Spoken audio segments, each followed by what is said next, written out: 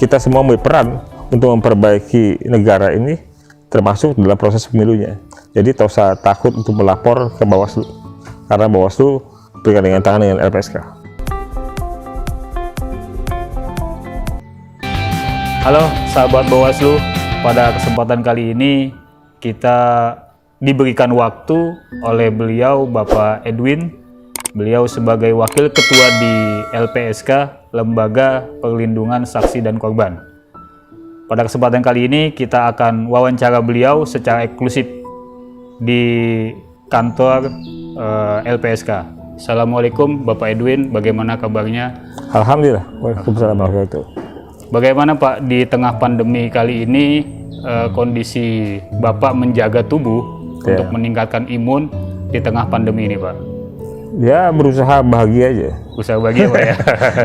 Karena katanya faktor psikis itu yang paling punya pengaruh banyak terhadap faktor fisik. Jadi kalau secara psikis kita bahagia, imun tuh dengan sendirinya kuat. Dengan kuat Pak ya? Bagaimana Pak terkait peran, tugas, dan kewajiban daripada LPSK itu sendiri? Mungkin bisa dijelaskan kepada kami terkait dengan peran, tugas, dan kewajiban daripada LPSK.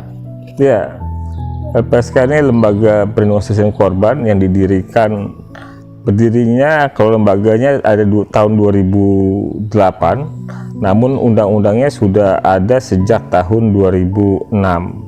Jadi udah pertama kali berdasarkan undang-undang yang dibentuk oleh DPR beserta pemerintah itu Undang-Undang Nomor 13 tahun 2006. 2006 lembaganya baru kemudian ada setelah proses seleksi pimpinannya, anggotanya itu tahun 2008. Jadi saat ini LPSK sudah masuk ke periode yang ketiga. Kepemimpinan yang ketiga. LPSK ini bertugas untuk memberikan perlindungan kepada saksi korban tindak pidana. Nah, dalam undang-undang yang kemudian diperbarui dengan Undang-Undang 31 nomor tahun 2014 itu ada beberapa tindak pidana yang menjadi konsentrasi dari LPSK, yaitu tindak pidana pelanggaran HAM berat, terorisme, kemudian korupsi, pencucian uang, narkotika, kemudian perdagangan orang, kekerasan seksual, penganiayaan, penyiksaan, namun juga ada yang bersifat general dan tindak pidana lainnya yang menyebabkan posisi saksi atau korbannya terancam keselamatan jiwanya. Nah, tugas LPSK melindungi para saksi atau korbannya, termasuk juga pelapor, ahli, dan juga ada saksi pelaku. Saksi pelaku ini bahasa yang sering muncul di media itu adalah justice collaborator. Nah, jadi LPSK bisa memberikan perlindungan berupa penempatan di rumah aman untuk perlindungan fisiknya, bisa berupa pengawalan melekat. Jadi orang tuh dijaga, dikawal oleh satuan keamanan dari LPSK. Kemudian bisa juga bersifat monitoring. Kita bisa menempatkan CCTV di rumah terlindung, bahasa kami terlindung, kemudian juga di kendaraannya, termasuk juga melakukan monitoring pada waktu-waktu tertentu ya, di setiap harinya. Nah, termasuk juga melakukan pendampingan terhadap para terlindung ini dalam proses hukum, baik di kepolisian, di penyidikan, maupun sampai di persidangan. Nah, selain itu bukan hanya perlindungan dalam konteks hukumnya saja, termasuk LPSK memberikan rehabilitasi kepada para korbannya. Jadi kalau korbannya mengalami sakit akibat dari tindak pidana, ada rehabilitasi medis. Kalau akibat dari pidana itu korbannya mengalami trauma, ada rehabilitasi psikososial. Gitu. Kalau korbannya kemudian membutuhkan pindah sekolah, membutuhkan modal kerja segala macam, ada rehabilitasi psikososial. Jadi sebenarnya paket perlindungan ini paket lengkap. Gitu. Sebagai lembaga perlindungan saksi dan korban, sejauh ini apakah ada pelaporan khususnya yang berkaitan dengan perlindungan saksi di tingkat pidana? Jadi kami ini pidananya ini pidana pemilu. Iya. Apakah selama ini ada pelaporan yang memang dia minta dilindungi karena dia ingin melapor sebagai di mana ada dugaan pidana pemilu? Sejauh ini yang Bapak saat ini memegang amanah. Ya ada beberapa kasus di mana pidana pemilu atau sengketa pemilu itu dimohonkan ke LPSK. Nah, beberapa mungkin ada yang sempat kami lindungi, tapi juga ada yang tidak mungkin kami lindungi. Contohnya pada kasus tahun 2014 ada sengketa pemilu ya di MK antara Capres Prabowo dengan Capres Jokowi. Persidangannya di MK ketika itu dari kuasa hukumnya Prabowo mengajukan perlindungan untuk para saksinya ke LPSK. Nah, tetapi masalahnya adalah persidangan di MK itu bukan termasuk ranah persidangan pidana. Sementara LPSK perlindungannya hanya untuk proses dalam perkara pidana. Ya. Jadi kami belum bisa masuk sana karena memang undang-undangnya membatasi kami hanya memberikan perlindungan pada ruang lingkup tidak pidana. Tapi kalau di yang sengketa pemilu terkait dengan calon atau di pemilu legislatif ya, misalnya ada yang kemudian mempersoalkan hasil segala macam termasuk kecurangan, kami sebenarnya terbuka untuk memberikan perlindungan ya, sepanjang memang memenuhi syarat. Jadi di dalam undang-undang sudah ada syaratnya untuk dapat perlindungan. Itu pertama, sifat penting keterangan. Sifat penting keterangan. Nah, jadi si pemohon ya yang mengajukan permohonan perlindungan itu harus punya sifat penting keterangan untuk mengungkap suatu perkara. Gitu. Kedua, ada tingkat ancaman. Mereka dalam keadaan terancam atau tidak. Gitu. Jadi itu dua hal yang kami periksa. Yang lain sebenarnya yang bisa memungkinkan juga untuk diakses karena kita punya rehabilitasi medis psikologis adalah situasi medis psikologis dari si korbannya. Ada sakit akibat tindak pidana, ada trauma atau tidak. Jalan yang kami periksa adalah track recordnya, latar belakangnya. Gitu loh. Dia punya catatan kejahatan atau tidak, dan ya termasuk yang lainnya. Gitu.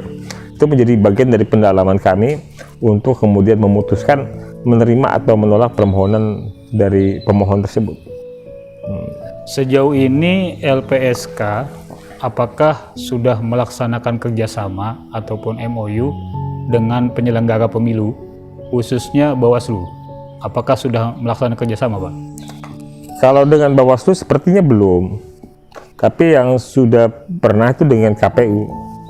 Dengan KPU sudah pernah, hanya saja MOU itu sepertinya sudah berakhir sejak tahun 2014 dan belum diperbarui itu.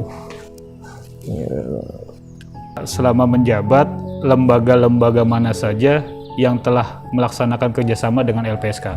Selain tadi KPU ya? Ya. Mana aja Pak selain lembaga itu? Ya cukup banyak, cukup banyak ya.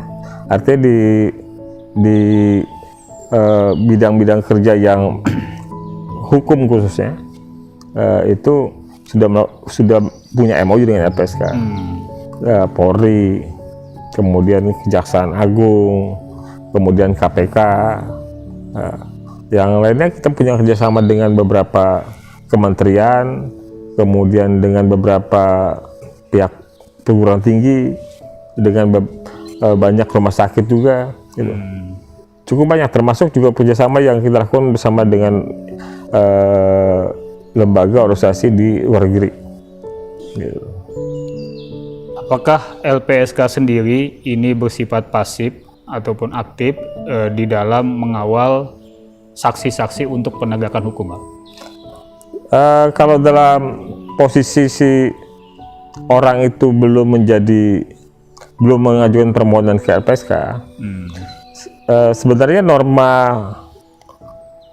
hukumnya dalam Undang-Undang Perlindungan Saksi dan Korban itu LPSK bersifat pasif, karena LPSK itu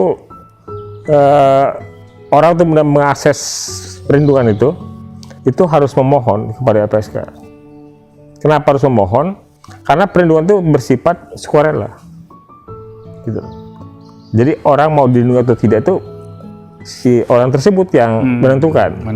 Nah, dia jadi saksi, jadi korban. Tapi dia mau dilindungi atau tidak itu terserah dia. Ya, LPSK nggak bisa ujuk-ujuk ada saksi dan korban kemudian LPSK lindungi, nggak bisa. Nah, tetapi dalam perkembangannya kami juga punya mekanisme namanya proaktif. Proaktif itu jadi kalau ada kasus-kasus yang menarik perhatian publik, kami biasanya jemput bola menemui korbannya atau saksinya, kemudian menawarkan pada mereka apakah mereka membutuhkan perlindungan atau tidak. Kalau mereka membutuhkan perlindungan, silakan mengajukan permohonan. Gitu. Jadi itu bagian dari proaktif kami. Namun khusus di undang-undang terorisme itu pengecualian dari tindak pidana yang lain. Jadi di undang-undang terorisme disebutkan bahwa perlindungan dilakukan oleh LPSK kepada para korbannya itu sesaat setelah peristiwa. Gitu. Setelah peristiwa itu karena korbannya kan bayangannya korbannya mengalami luka, ya, kemudian membutuhkan rehabilitasi medis, penanganan medis. Nah, jadi supaya jelas siapa yang bertanggung jawab atas korban, jadi undang-undang memandatkan sesaat setelah peristiwa LPSK memberikan perlindungan pada para korban. Menarik ini untuk dijelaskan kepada pemirsa bonsai. Sebetulnya proses kita sebagai minta perlindungan kepada LPSK ini seperti apa? Mungkin bisa dijelaskan, Bang, terkait proses kita mau minta perlindungan dari LPSK ini bagaimana? Rumusannya harus sebagai pihak yang berperkara dalam tindak pidana. Ya, apakah dia menjadi saksi, atau dia menjadi korban, atau dia pelapor, gitu loh. Ya, seperti terakhir ada kasus Turhayati di Cirebon, ya.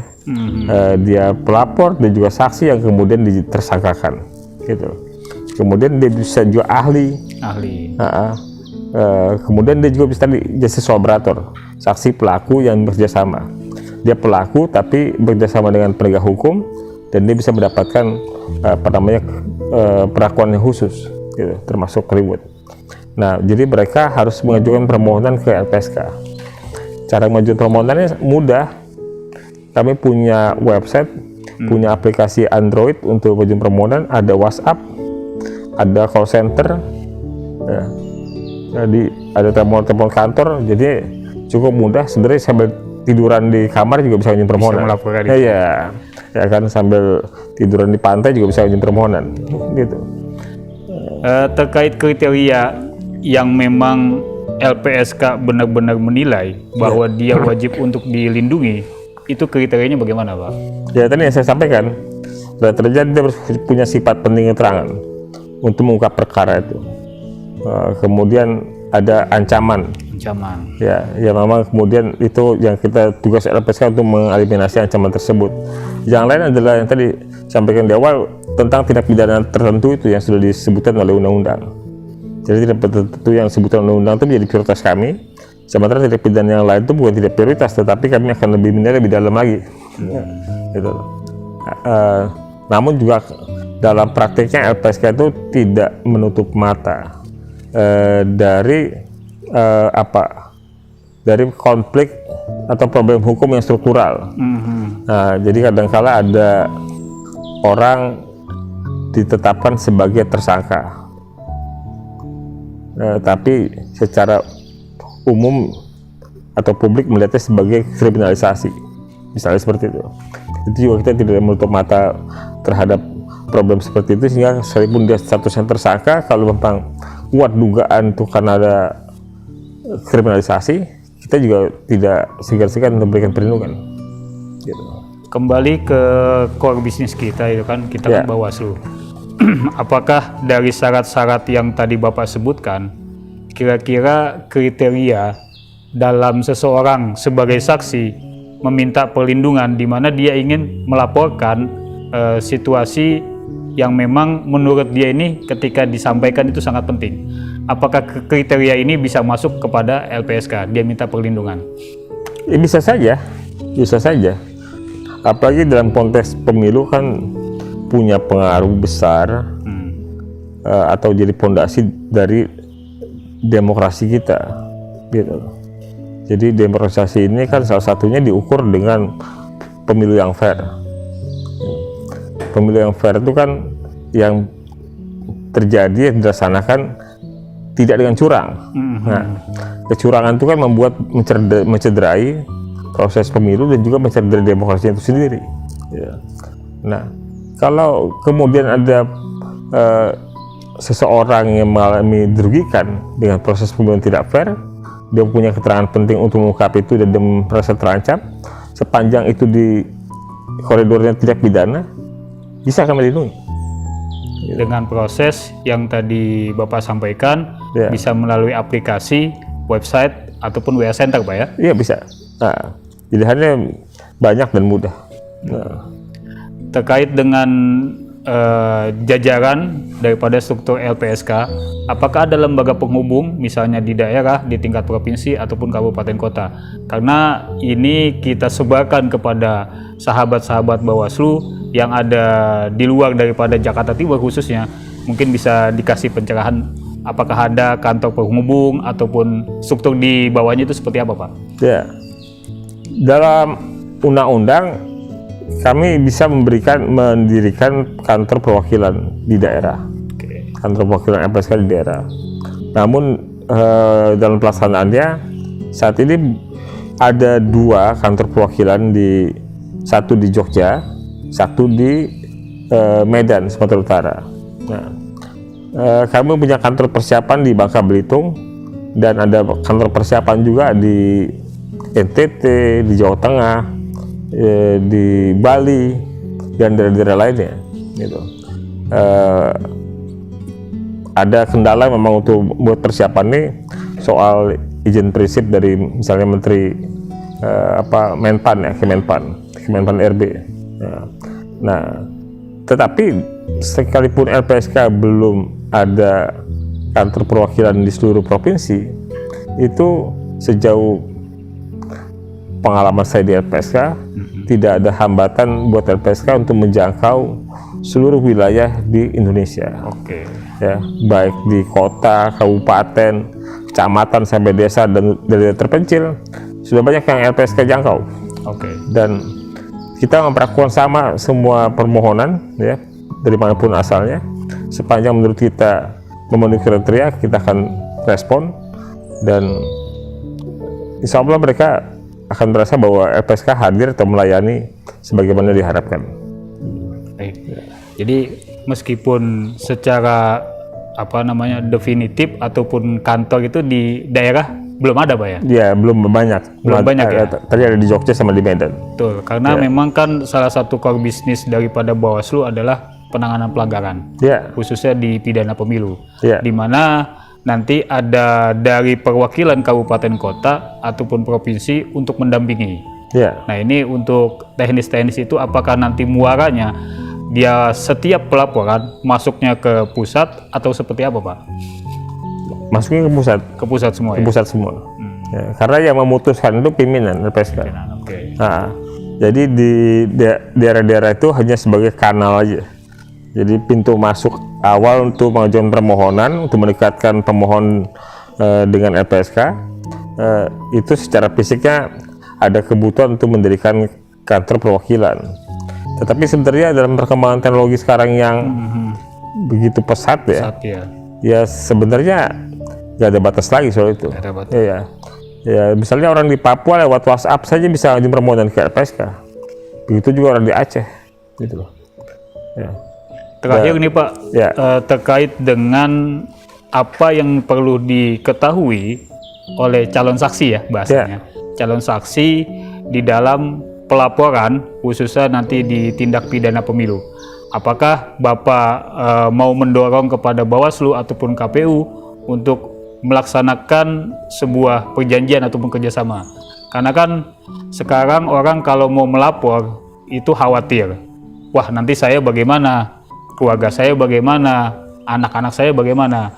Nah ini apa saran Bapak nanti? Karena ini memang penting perlindungan bagi saksi. Dia juga tidak akan melapor kalau posisi dia terancam, keluarga dia terancam. Itu seperti apa Pak? Ya, kerjasama antar lembaga memang perlu, tapi bukan segala-galanya. Dalam arti kata, tanpa ada itu juga tidak mengurangi tanggung jawab LPSK untuk memberikan perlindungan pada saksi atau korban. Kemudian buat mereka yang minta maju permohonan perlindungan, tentu karena ini mekanismenya pidana, ya harus ada petunjuk buat kami bahwa mekanisme proses pidana itu sudah berjalan. Contohnya, kalau dalam konteks yang umum kan ada laporan polisi. Iya. Gitu loh. Jadi laporan polisi itu kan titik awal untuk masuk ke penyelidikan. Ya kan? Jadi kalau ada saksi dari tindak pidana pemilu yang mau melaporkan ke maju permohonan ke perlindungan ke LPSK, ya sebaiknya ada dia punya laporan dulu ke pihak siapa, Bawaslu misalnya, ya kan. Bukti lapor ke Bawaslu itu yang termasuk dia sampaikan kepada LPSK bahwa proses pidananya sudah ada.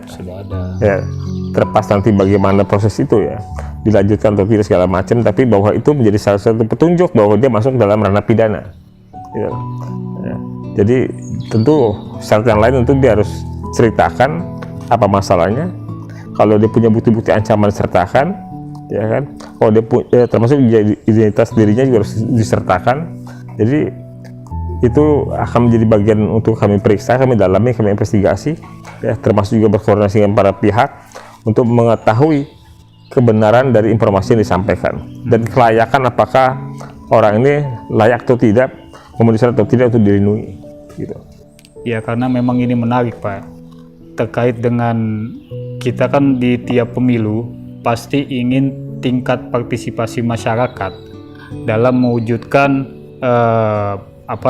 pemilu yang demokrasi. Kalau memang tidak ada orang yang berani melapor karena ada ancaman dan sebagainya, tentu kan ini masyarakat juga tidak bisa berperan aktif di dalam mengawal demokrasi ini, Pak. Perlindungan yang diberikan LPSK itu tidak sebatas kepada si pemohon, tapi termasuk kepada keluarga dan harta bendanya. Gitu. Jadi kalau ada yang takut, tak usah takut, ada LPSK. Jadi silakan maju permohonan ke LPSK sepanjang kami periksa memang ada ancaman, ada sifat penting keterangan, tentu akan jadi bahan pertimbangan kami untuk menerima permohonan tersebut. Ya. Baik Pak, terima kasih. Sebelum kita selesai, ada closing statement dari Bapak khususnya terkait bagaimana LPSK ke depan bisa bergandengan tangan dengan penyelenggara pemilu, khususnya Bawaslu, dalam menghadapi pemilu 2024 ini. Ya, tugas Bawaslu untuk memastikan bahwa proses pemilu berlangsung secara fair dan memeriksa semua keluhan, komplain atas pemilu yang diduga tidak berlangsung secara fair tersebut merupakan tugas penting dalam pembentukan karakter bangsa kita termasuk demokrasi. Jadi untuk mewujudkan tugas itu peran serta masyarakat yang harus diaktifkan. Ya, orang kita tidak boleh permisif dengan kecurangan, dengan kejahatan pemilu yang terjadi. Sebaiknya kita semua berperan untuk memperbaiki negara ini, termasuk dalam proses pemilunya. Jadi tak usah takut untuk melapor ke Bawaslu, karena Bawaslu bergandengan tangan dengan LPSK. Terima kasih. Demikian sahabat bonsai, pada kesempatan kali ini kita berhasil melakukan diskusi dan wawancara dengan beliau, Bapak Edwin, beliau sebagai Wakil Ketua di LPSK. Terima kasih sahabat bonsai. Jangan lupa klik like, subscribe, and share. Sampai jumpa di lain kesempatan. Assalamualaikum warahmatullahi wabarakatuh. Waalaikumsalam. Terima kasih banyak Pak.